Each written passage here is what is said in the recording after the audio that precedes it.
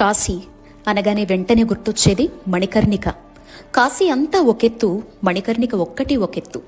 విశ్వనాథ్ ఘాట్కి పక్కనే మణికర్ణిక మహాశ్మశానం మాత్రమే కాదు, ముక్కోటి దేవతల అపరాహ్న స్నాన ప్రదేశం.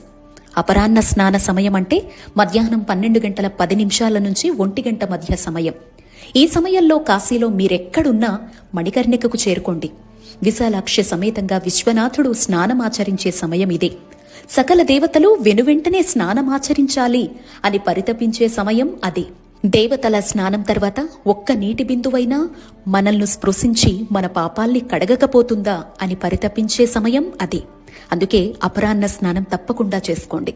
మణికర్ణిక దగ్గర పితృతర్పణాలు, పిండ ప్రదానాలు కూడా పితృదేవతలు తరించేలా చేస్తారు. ఇక్కడ చాలా మంది పండితులుంటారండి. మణికర్ణిక ఘాట్కి చేరుకోవడానికి బోట్లు, రోడ్డు మార్గంలో అయితే షేర్ ఆటోస్, క్యాబ్స్ అవైలబిలిటీలో ఉంటాయి. సంకల్ప స్నానానికి మినిమం 100 నుంచి ఎంతైనా ఇవ్వచ్చు. పిండ ప్రదానాలకు 500 నుంచి ఎంతైనా ఇవ్వచ్చు. అక్కడ భౌతికంగా కనపడే గంగమ్మ శుభ్రత గురించి గాని, మీలో ఉండే ఓసీడీ సమస్యల్ని గాని బయట పెట్టి మాట్లాడారో మీరు కాశీ వచ్చి మొత్తం వృధా. గంగపాలు. భగవతత్వాన్ని అర్థం చేసుకునే ప్రయత్నం చేయండి. కర్మలు, పాపాల్ని తొలగించుకునే మార్గాలు దైవం ఈ కలియుగంలో మన ముందు చూపినప్పుడు వినియోగించుకోవాలే తప్ప మూర్ఖత్వంతో నిందించి కొత్త దోషాలు మూటగట్టుకోకూడదు కదా. కాశీ మణికర్ణిక వైభవం ఎంతో మంది ప్రవచనకర్తలు వివరిస్తూ చెప్పిన వీడియోస్ చాలా ఉన్నాయి. వాటిని చూసి వెళ్ళండి. మరింత ఆధ్యాత్మిక అనుభూతి కలుగుతుంది.